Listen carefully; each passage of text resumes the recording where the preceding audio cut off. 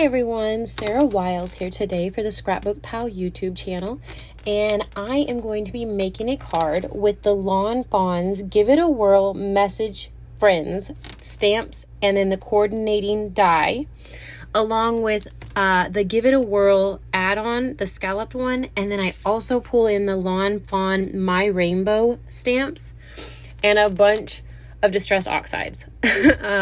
So I just stamped the sentiment that's going on the front of my card, and it says, "You make me smile."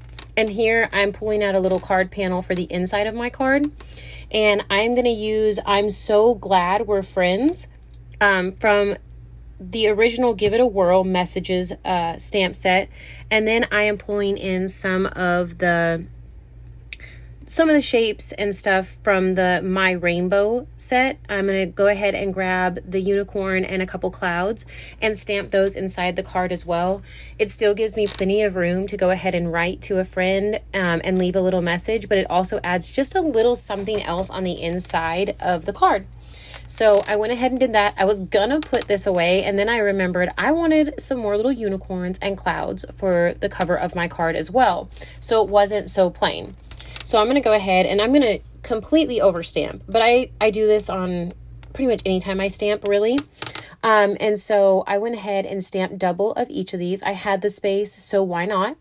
I'm going to go ahead and put these stamps away so that I don't lose them, because yes, I have done that. And then I'm going to go ahead and grab out my, the front part with the sentiment of my card, and use the coordinating die set to go ahead and cut that out. Then I'm going to grab the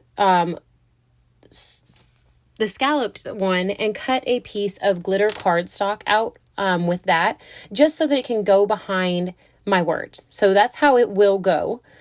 And then I went ahead and grabbed out all of my distress oxides. All of this will be linked below, so if you would like these supplies, you can go ahead and just click and go straight to the ScrapbookPal website and grab these items. I'm kind of watering these down because I don't want them to be really, really, really bright. So I'm using my water brush, and I'm just rubbing them on the top of my desk and using my water brush to go ahead and color these in and adding a little bit of shadow here and there. And the spun sugar was really, really light, so I did a mix of spun sugar and saltwater taffy for the pink in my rainbow. And as you see, I'm just rotating these every time I finish one color. And I go back here in a minute and add a little darker color to them. I did drop the squeezed lemonade on top of it, but it's okay. I can still use it. So I've used spiced marmalade, squeezed lemonade, let's see, saltwater taffy, spun sugar, and here's where I'm going back and adding a little more color, just darkening it up a little bit. This is crushed olive, and then I've already used Salvaged Patina for my clouds, which I'll also use on my rainbow, and I also dip into Seedless preserves when it comes to my unicorns themselves, and I add a little bit of that, so I have a bit of the rainbow completely. I'll clean up my mess here, and this is where I start going in and painting my unicorns. And I wasn't sure which one I was going to use, so I do both of them differently. And I did that just so I could really see what I wanted, I guess. Either way, I will use the unicorns again later. They're adorable. But here I'm adding, the body is spun sugar with a little bit of saltwater taffy in it. And then I'm using the Seedless preserves, Salvaged Patina, and crushed olive for the hair. And a little bit of spiced marmalade, squeezed lemon, and saltwater taffy for the horn. So I do that on this one, and that's where I touch that up again, just to get a little more color. And then this one, I'm going to go with more of a blue body, so the Salvaged Patina. And then I'm going to go in still with the Seedless preserves, the Salvaged Patina with the hair, a lot more watered down. And then the crushed olive, and then saltwater taffy, spiced marmalade, and squeezed lemon for the horn on this one. Once I'm done with all of these, I will kind of cut ahead a little bit so that you don't have to watch me fussy cut each and every one of these out. I enjoy fussy cutting. It is something that I actually really do like. Not everybody does. So I have the option to get the dies, but a lot of the time I will choose not to because I enjoy fussy cutting. Here I went ahead and grabbed a piece of paper from my stash, and this has got cute little clouds on it on the other side, and you'll see that here in a second.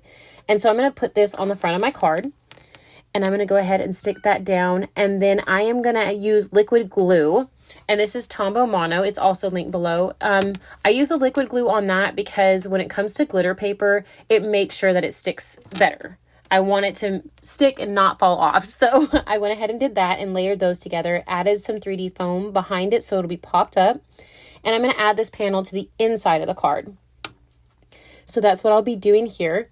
And I'm going to start it from the bottom and go up. It doesn't need to be trimmed or anything like that because it was cut to the same size. Here you see me cutting out these pieces, and I will start trimming them on screen, but I come back when they're all done. And here I went ahead and grabbed my white gel pen, and I'm coloring over a couple little places that bled outside the lines, and I don't want that on there when I put them on my card. So here is where I decide where I'm going to stick things. And I'm going to add that cute little rainbow right there, a unicorn at the bottom, and another cloud. I'm going to trim the white piece off and stick it like butt the side of the rainbow right up against the side of the card, and add my cloud. Make sure I know where I want my sentiment to go. And then I'm going to add my other cloud really quick.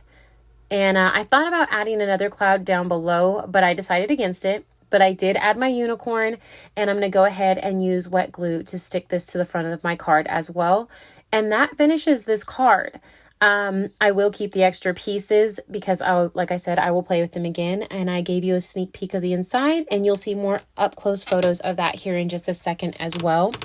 This may not be really frilly or bold. I probably will make a more bolder one, but I really had a blast making it, and I think my friend will enjoy it as well. If you enjoyed this, please remember to like and subscribe. Check out ScrapbookPal's website and grab a bunch of amazing things, and have a great day. Bye!